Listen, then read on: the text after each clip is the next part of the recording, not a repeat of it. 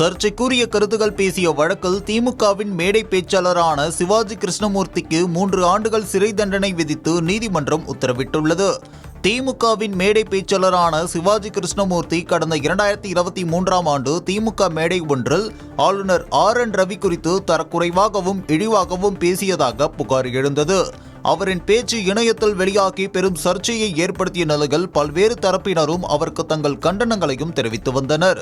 இது தொடர்பாக காவல் நிலையத்தில் புகார் அளிக்கப்பட்ட நிலையில் அவர் மீது அவதூறு வழக்கு தொடரப்பட்டது. இதன் தொடர்ச்சியாக திமுக பேச்சாளர் சிவாஜி கிருஷ்ணமூர்த்தி கட்சி கட்டுப்பாட்டை மீறியும் கட்சிக்கு அவப்பெயர் ஏற்படுத்தும் வகையிலும் செயல்பட்டதால் அடிப்படை உறுப்பினர் உள்ளிட்ட அனைத்து பொறுப்புகளில் இருந்தும் தற்காலிகமாக நீக்கி வைக்கப்படுவதாக திமுக தலைமை அறிவித்திருந்தது. எனினும் அவர் மன்னிப்பு கேட்ட நிலையில் அவர் மீண்டும் கட்சியில் சேர்த்துக் கொள்ளப்பட்டதாக திமுக தலைமை அறிவித்தது.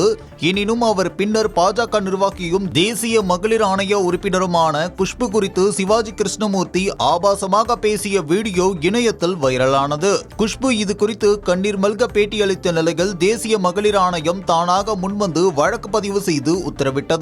மேலும் இது தொடர்பான வழக்கில் அவரை காவல்துறையினர் கைது செய்த நிலையில் பின்னர் விடுவிக்கப்பட்டார்.